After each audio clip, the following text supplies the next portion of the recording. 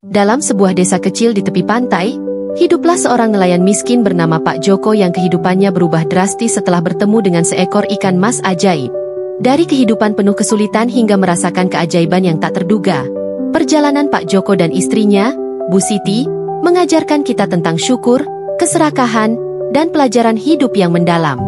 Namun, keajaiban ini membawa tantangan besar yang hampir menghancurkan segalanya. Akankah Pak Joko mampu menyelamatkan keluarganya dari ujian ini? Sebelum kita mulai, jangan lupa subscribe channel Cerita Nova. Semoga para pendengar diberkahi pahala, rezeki yang lancar, kebahagiaan yang melimpah, dan kemudahan dalam hidup. Amin. Ayo, mari kita simak cerita selengkapnya. Bagian 1, Hari Berat di Laut. Di sebuah desa kecil di pesisir pantai, hiduplah seorang nelayan tua bernama Pak Joko. Hidupnya penuh dengan cobaan. Setiap hari ia bangun sebelum matahari terbit, membawa perahu kecilnya yang sudah reot ke laut, berharap tangkapan yang cukup untuk sekadar mengganjal perut. Namun, nasib seperti tak pernah berpihak kepadanya. Hari itu, ombak lebih besar dari biasanya, dan angin dingin mengiris kulit. Ya Allah, apa salah hamba sehingga rezeki begitu sulit? Gumamnya dengan suara parau, diiringi gemuruh laut yang seakan menertawakannya. Jam sudah menunjukkan hampir senja, dan jala yang dilemparkan Pak Joko berkali-kali hanya membawa pasir dan rumput laut. Sesekali, seekor ikan kecil tersangkut, tapi itu terlalu sedikit untuk membawa pulang harapan. Ia menatap cakrawala dengan mata basah, memikirkan wajah istrinya, Bu Siti, yang menunggu dengan penuh harap di gubuk tua mereka. Pak Joko tahu, Bu Siti pasti sudah mempersiapkan panci dan tungku, meski tanpa ada yang dimasak. Pikirannya semakin kacau, antara rasa putus asa dan rasa bersalah yang menghimpit. Saat jala terakhir dilemparkan, sesuatu yang berat tersangkut. Akhirnya, serunya dengan suara penuh harap. Ia menarik jala itu dengan sekuat tenaga. Tubuhnya gemetar karena kelelahan dan antusiasme yang bercampur aduk. Ketika jala itu terangkat sepenuhnya, ia tertegun. Seekor ikan mas besar dengan sisik berkilauan seperti emas ada di dalamnya.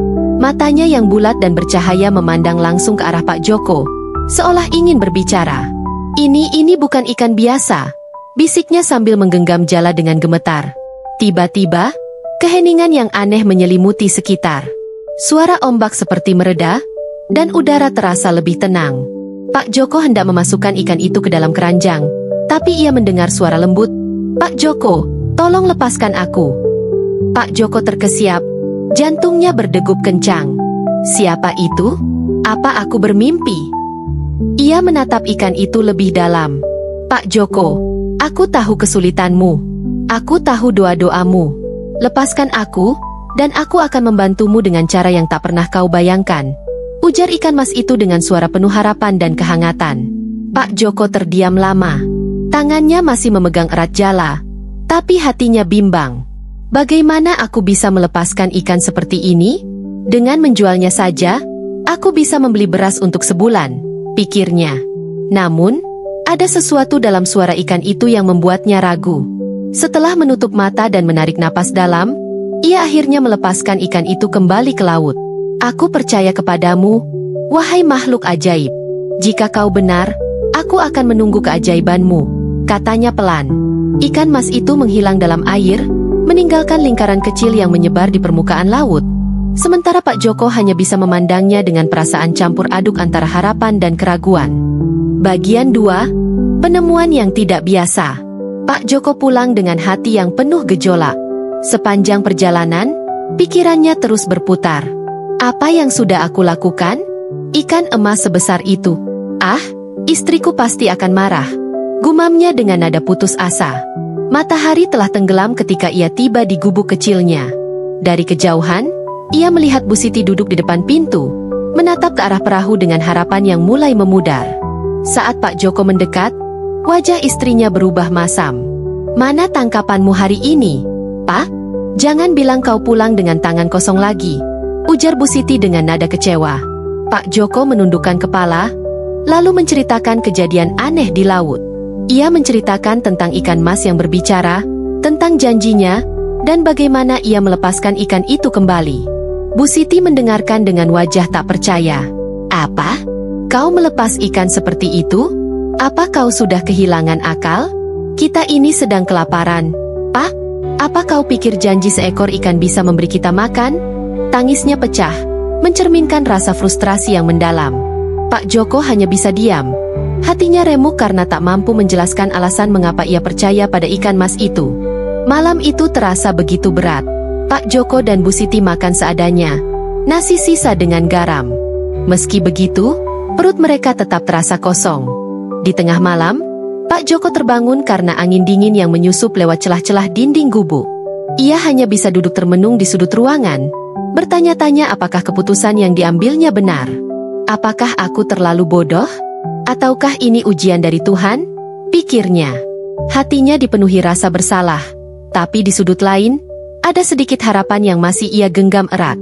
Saat pagi menjelang, keajaiban tak terduga terjadi.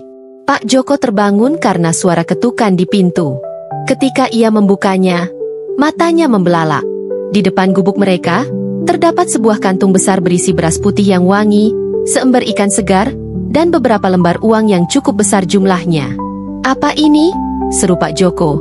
Suaranya bergetar antara terkejut dan haru. Bu Siti yang baru bangun ikut menghampiri, matanya membulat tak percaya. "Dari mana semua ini, Pak?" tanyanya dengan suara lirih. Pak Joko hanya bisa tersenyum kecil, meski air mata mulai menggenang di sudut matanya.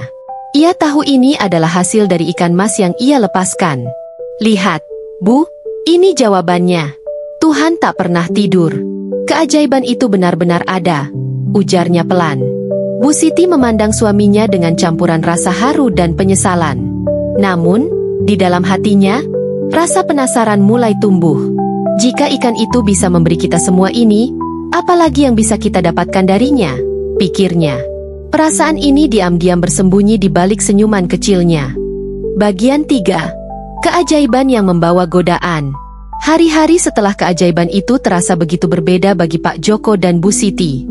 Dengan kantung beras yang penuh dan uang yang cukup untuk memenuhi kebutuhan mereka selama berminggu-minggu, hidup mereka menjadi lebih ringan. Pak Joko mulai melaut tanpa beban besar di pundaknya, dan Bu Siti dapat memasak makanan layak yang sudah lama tak mereka nikmati. Namun, di tengah rasa syukur yang meliputi rumah mereka, sesuatu mulai berubah dalam hati Bu Siti. Pikirannya dipenuhi dengan pertanyaan, kalau ikan itu bisa memberikan ini semua, apalagi yang bisa dia berikan? Malam itu, saat mereka duduk bersama menikmati makan malam, Bu Siti mulai mengutarakan pikirannya. "Pak, aku tidak bisa berhenti memikirkan ikan mas itu," katanya perlahan. Pak Joko menatapnya dengan heran. "Apa maksudmu, Bu?" tanya Pak Joko. "Bayangkan, kalau ikan itu bisa memberi kita beras, ikan, dan uang hanya dalam semalam, mungkin dia bisa memberi kita sesuatu yang lebih besar. Bukankah ini kesempatan untuk keluar dari kemiskinan selamanya?" ujar Bu Siti dengan mata berbinar. Pak Joko menghela napas, merasa risau dengan arah pembicaraan istrinya. "Bu, kita sudah diberi cukup.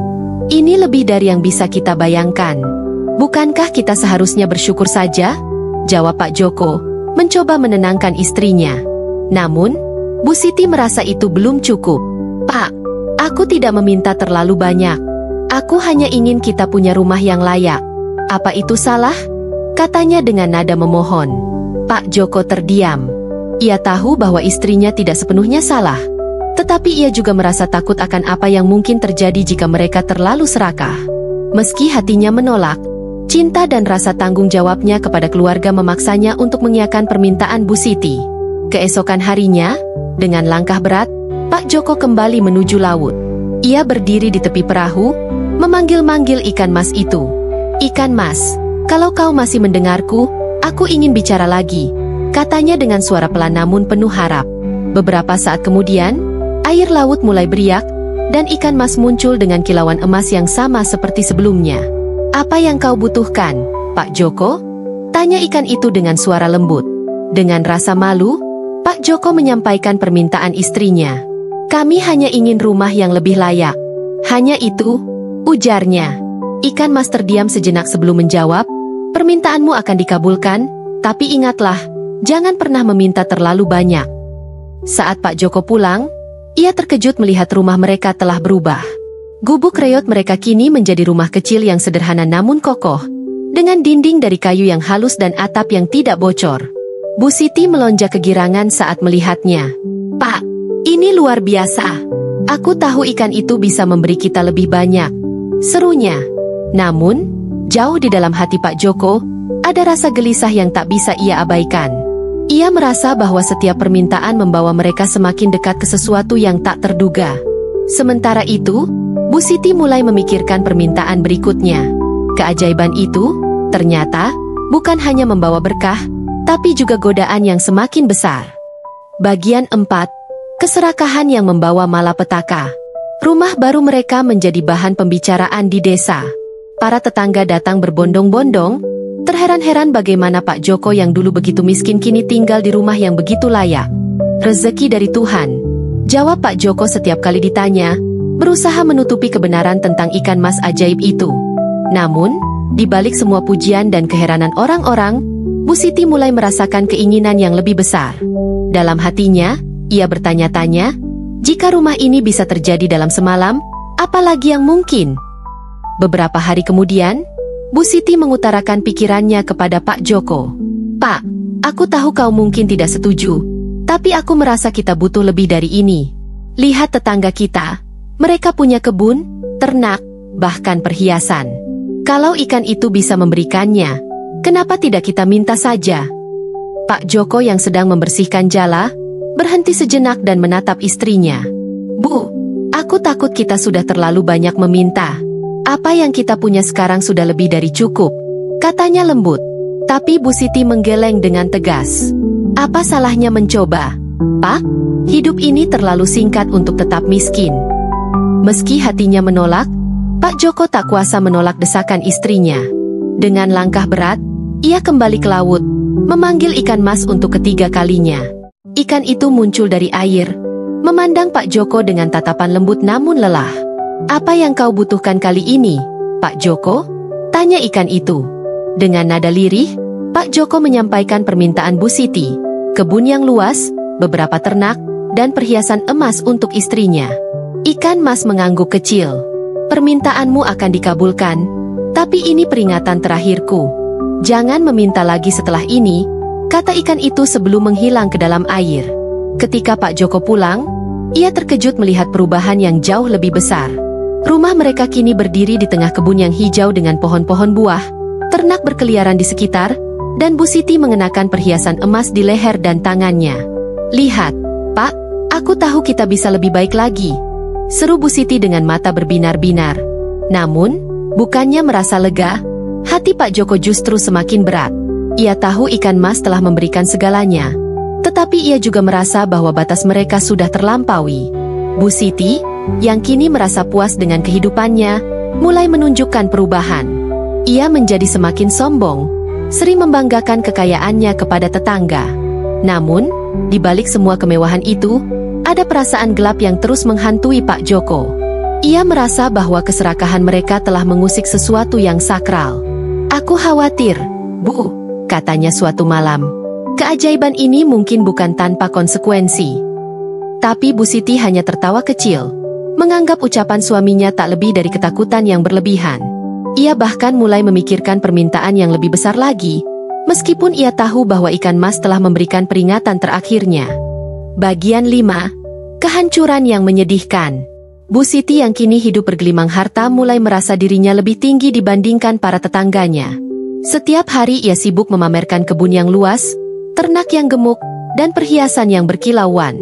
Namun, di balik kegembiraannya, ada rasa kosong yang tak bisa ia isi. "Pak, aku ingin sesuatu yang lebih besar. Aku ingin menjadi ratu di desa ini, bahkan mungkin ratu di seluruh negeri," ujar Bu Siti suatu malam dengan penuh semangat. Pak Joko tertegun mendengar ucapan itu, wajahnya berubah pucat. "Bu, kau sudah lupa? Ikan mas itu sudah memberi peringatan. Jangan kita bermain-main dengan batas kesabarannya," katanya dengan suara tegas. Namun, Bu Siti tidak peduli. Ambisinya sudah menguasai akal sehatnya. Ia terus mendesak Pak Joko untuk kembali ke laut. Dengan hati yang berat dan tubuh yang lemah, Pak Joko menuruti permintaan istrinya, meski ia tahu ini adalah keputusan yang salah. Setibanya di pantai, ia memanggil ikan mas dengan suara yang bergetar. "Ikan mas, aku tahu aku sudah melampaui batas. Tapi istriku, dia ingin sesuatu lagi, katanya dengan suara penuh penyesalan. Saat ikan mas muncul, cahayanya tidak lagi secerah sebelumnya. Apa yang kau minta kali ini, Pak Joko? Tanya ikan itu dengan nada yang datar. Pak Joko menyampaikan permintaan Bu Siti dengan suara hampir berbisik. Ikan mas terdiam lama sebelum akhirnya berkata, Pak Joko, aku sudah memberimu banyak. Tapi keserakahan adalah ujian yang berat. Aku tak bisa memberi lebih dari ini. Dengan suara yang dingin, ikan mas menghilang ke dalam laut, meninggalkan lingkaran air yang semakin membesar. Pak Joko pulang dengan hati yang hancur, mencoba mempersiapkan dirinya untuk menghadapi istrinya. Ketika ia sampai di rumah, sebuah pemandangan mengerikan menyambutnya. Semua yang mereka miliki, rumah, kebun, ternak, bahkan perhiasan Bu Siti, lenyap begitu saja. Yang tersisa hanyalah gubuk tua mereka. Seperti sebelum semua keajaiban itu terjadi. Bu Siti menjerit histeris, berlari-lari di sekitar kebun yang kosong, mencari sesuatu yang masih tersisa. Ini pasti salahmu, Pak. Kenapa kau tak bisa memohon lebih keras? Teriaknya dengan penuh amarah. Pak Joko hanya diam, menahan tangis di dalam hati. Ia tahu ini adalah konsekuensi dari keserakahan mereka. Malam itu, mereka duduk di lantai gubuk yang dingin dan berdebu, tanpa sepatah kata pun. Bu Siti menangis tanpa henti, sementara Pak Joko memandangi bintang-bintang di langit. Mungkin ini hukuman sekaligus pelajaran, Bu, katanya akhirnya dengan suara lirih. Kita lupa bersyukur atas apa yang telah kita miliki. Keajaiban itu tidak akan bertahan jika kita tak tahu cara menjaganya. Bu Siti hanya terisak, menyadari betapa besar kesalahannya. Dalam diam, mereka mulai menerima kenyataan bahwa keserakahan mereka telah menghancurkan semua berkah yang pernah mereka miliki. Bagian 6, Pelajaran berharga dari keajaiban. Pagi itu, Pak Joko bangun dengan perasaan kosong. Sinar matahari yang menerobos celah-celah dinding gubuknya terasa begitu menusuk hati. Ia menatap Bu Siti yang duduk di sudut, matanya sembab akibat tangis semalam. Bu, mungkin ini waktunya kita berhenti bermimpi tentang keajaiban. Kita harus kembali bekerja keras seperti dulu, katanya dengan nada penuh kepasrahan. Namun, dalam lubuk hatinya, ada rasa sesal yang begitu dalam. Ia merasa gagal menjaga berkah yang pernah mereka miliki. Bu Siti mendekat dengan langkah gontai, menggenggam tangan suaminya. Pak, aku telah salah. Keserakahan ini membutakan hatiku. Aku yang memaksamu meminta lebih. Dan lihat apa yang terjadi sekarang. Semua hilang karena aku, ujarnya dengan suara bergetar. Air matanya kembali mengalir deras. Untuk pertama kalinya, Bu Siti menyadari betapa besar harga yang harus mereka bayar karena ketidakpuasan dan ketidaksyukuran mereka. Pak Joko menggenggam tangan istrinya lebih erat, mencoba memberikan penghiburan. Bu, kita tidak bisa mengubah yang sudah terjadi, tapi kita bisa memperbaiki diri ke depan, katanya dengan lembut. Hari-hari berikutnya, mereka kembali menjalani hidup sederhana. Pak Joko kembali melaut dengan perahu tua yang nyaris tenggelam, sementara Bu Siti mengurus gubuk dan menanam sayuran di halaman kecil mereka. Meski awalnya terasa berat, ada perasaan tenang yang mulai tumbuh di antara mereka. Malam-malam yang mereka habiskan dengan tangisan kini berganti dengan doa-doa panjang. Mereka berdua memohon ampun atas kesalahan mereka, memohon kekuatan untuk menjalani hidup dengan penuh rasa syukur. Suatu malam, Pak Joko bermimpi bertemu dengan ikan mas. Dalam mimpi itu, ikan mas berkata, Pak Joko, berkah sejati bukanlah tentang memiliki segalanya, tapi tentang mensyukuri apa yang kau miliki. Kau telah belajar dari kesalahanmu, dan aku yakin kau akan menjadi manusia yang lebih baik. Saat Pak Joko terbangun, ia merasa hatinya lebih ringan. Ia menceritakan mimpi itu kepada Bu Siti, yang tersenyum kecil sambil berkata, mungkin Tuhan ingin mengingatkan kita bahwa rezeki yang paling besar adalah kesehatan dan kesempatan untuk hidup bersama. Perlahan namun pasti, kehidupan mereka mulai membaik. Masyarakat desa yang mendengar kisah mereka kembali menghormati Pak Joko sebagai nelayan yang bijaksana.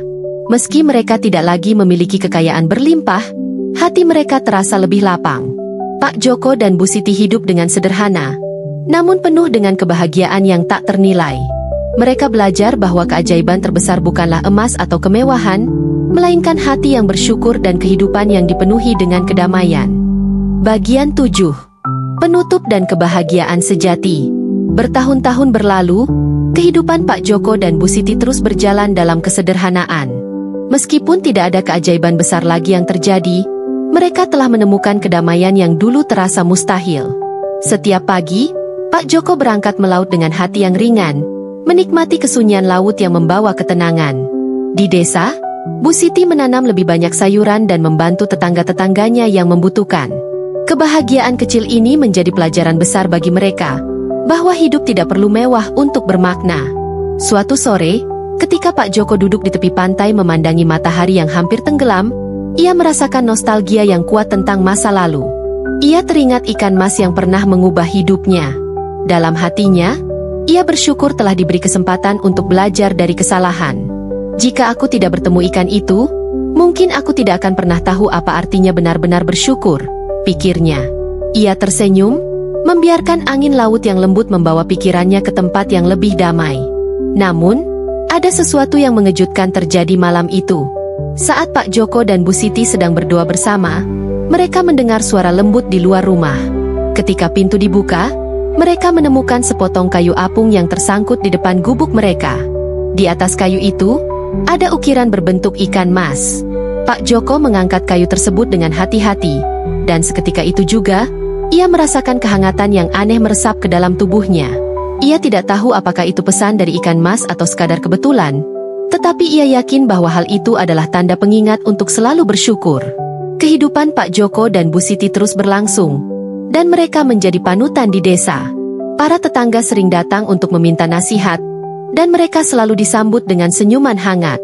Rezeki itu seperti air laut, kata Pak Joko suatu hari kepada seorang pemuda nelayan. Kau tidak bisa meminum semuanya, tapi jika kau mengambil secukupnya, itu akan cukup untuk membuatmu bertahan hidup. Kata-kata bijaknya menyebar, dan desa itu menjadi tempat yang lebih harmonis karena pelajaran hidup yang dibagikan oleh pasangan sederhana ini. Pak Joko dan Bu Siti hidup hingga usia lanjut, tetap bersyukur atas setiap hari yang mereka jalani. Ketika akhirnya mereka dipanggil Tuhan, masyarakat desa berkumpul untuk mengenang mereka.